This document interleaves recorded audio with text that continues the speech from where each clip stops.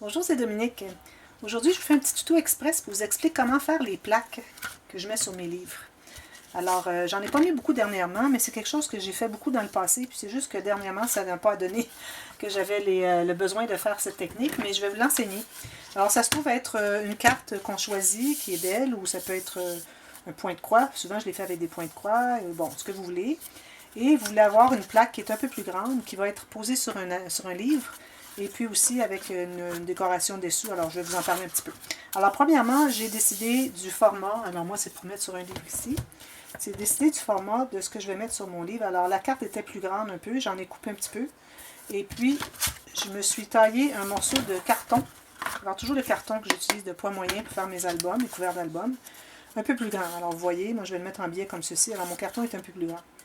Ensuite, ce que j'ai fait, c'est que derrière, j'ai posé du carton. C'est pas nécessaire, mais moi, j'aime bien faire des dimensions. Alors, j'ai posé une épaisseur de carton pour donner une dimension supplémentaire.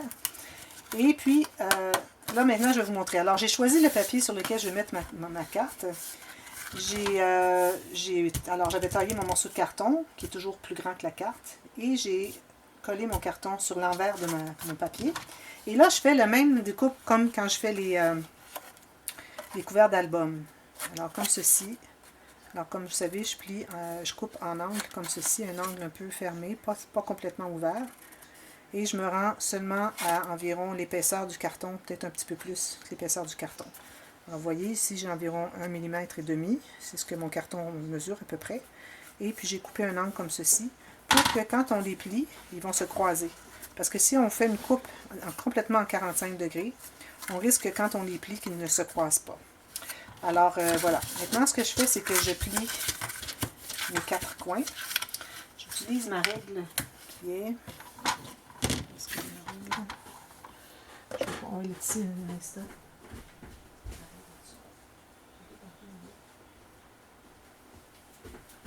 Alors, je vais prendre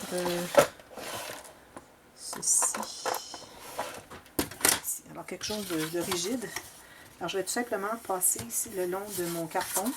Question de m'assurer que le papier est bien le long du carton. Parce que juste le plier, c'est pas suffisant. Alors, moi, j'aime bien passer avec mon carton. Vous voyez la différence ici? Ça va jusqu'au bord. Ensuite, je plie comme ceci. Comme ceci. Plus votre carton est épais, plus il faut y aller graduellement. Alors, plier peut-être un peu, et puis encore un peu plus, pour être certain que c'est bien le long du carton. Alors ici, je vais tout simplement mettre la colle. Je vais faire 2 côtés à la fois. Et on rabat. Alors, je m'assure que ce soit bien le long de mon carton ici. Alors, je tiens bien serré mon papier. Puis ensuite, je vais écraser pour bien le coller. Même chose encore ici. Comme ceci. Je pousse vers l'intérieur. Voilà, ici j'ai de la colle.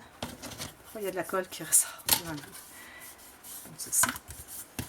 Je vais bien appuyer. Je mets la colle les 2 autres morceaux.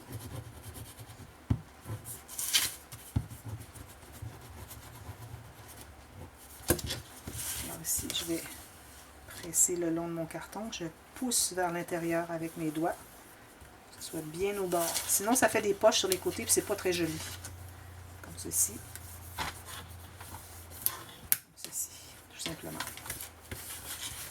Ensuite, si vous avez des petits coins qui sont un peu trop pointus, alors juste à couper, mais pas trop ras sur le long du carton.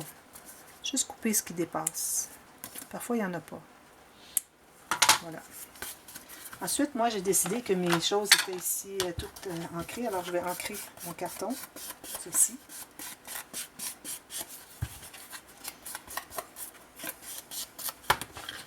Et j'avais fait la même chose sur celui-ci.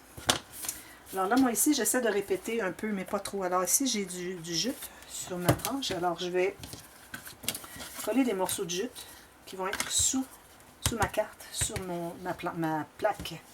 Alors, quand j'ai un tissu qui s'effiloche, ce que je fais, c'est que je mets la colle exactement sur le bord. Un petit peu, ça ne va pas fonctionner, là. Sur le bord de l'effilochage. Alors, cette façon-là, ça ne s'effilochera plus. Je l'ai déjà effiloché beaucoup pour pour donner l'aspect naturel, pas trop bien coupé au ciseau. Mais pour le reste, je m'assure de mettre de la colle. Puis là, je vais le mettre aléatoirement. Alors, peut-être comme ceci. Ça va être comme ceci. Comme ceci. Puis l'autre, j'en ai un autre ici. Alors ça, c'est à votre guise. Vous pouvez mettre du coton à fromage ou de la gaze. Moi, je vais en mettre dessous tout ça. C'est pour ça que je vais mettre un petit peu de jute. Je ne vais pas mettre la jute dessous parce que ça aurait fait beaucoup. Compte rendu que j'ai déjà le... Compte tenu, excusez, que j'ai déjà la tranche faite en jute, je ne voulais pas en ajouter trop. Alors voilà. Ensuite, je vais coller tout simplement ma plaque. Alors là, je vais utiliser la colle à tissu aussi parce que je vais coller sur le tissu qui est dessous. On va mettre suffisamment parce que parfois cette colle-là, si on n'en met pas suffisamment, ça ne colle pas du tout. Et je vais la mettre, j'aime bien la mettre en billet, comme ceci. Tout simplement. Alors, vous avez une plaque 2D. Vous pouvez même en ajouter un autre carton dessous si vous voulez. Mais moi, je vais mettre du coton à fromage. Alors là, j'ai juste du blanc, mais je suis en train d'en teindre au café en ce moment. Alors avec du coton à fromage antique, ça va aller chercher une dimension supplémentaire. Petite frivolité. Alors voilà, j'ai pensé que ça pourrait être intéressant. Savoir comment. C'est très simple. Une fois que vous savez comment faire les couverts d'album, hein, comme ça, c'est vraiment simple. Alors, c'est la même technique. Alors voilà, j'ai pensé que ça pourrait vous intéresser.